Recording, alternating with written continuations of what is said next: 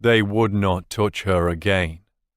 The girl stood in the center of the flames. The screams of the bad men, friends and family, merged with the roar of the fire and the crash of falling timbers. She watched as one of the bad men stumbled past her, his cloak ablaze and his skin cooking. It smelled like roast pork. The other cloaked figures were either dead or fleeing for their lives. No, they would not take her. She walked out of the ruins of her family home, the smoke and heat not bothering her in the slightest.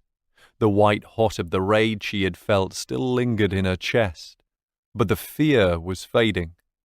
Despite the horror, the girl laughed. Why should she ever be afraid again?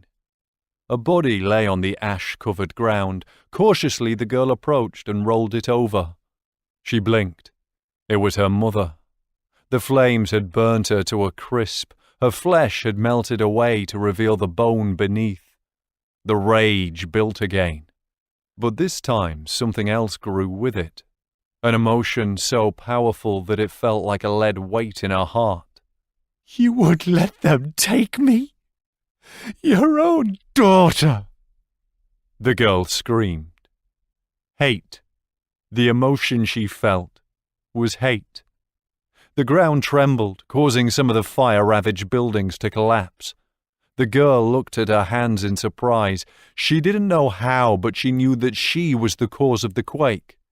The cloaked men had wanted to take her away, to take her with them so that they could use her powers. Such anger, such fear. The girl spun around. With a blue and black cloak billowing in the heat and flame stood the leader of the empowered ones.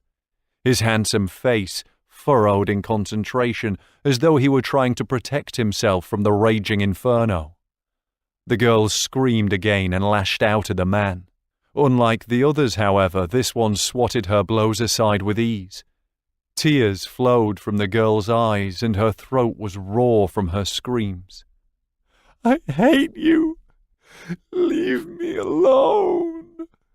The girl sobbed. Exhaustion threatened to overwhelm her. She could feel her limbs becoming heavy, her head felt light. She swung a small fist at the man, but this time she stumbled and fell to her knees. He stepped forward, placing a palm on her forehead. A strange tingling sensation coursed through her body and her senses dulled. No. The girl cried weakly before going limp. The empowered one caught her as she fell and held her close. You fear your potential, girl, he whispered as the blackness took her.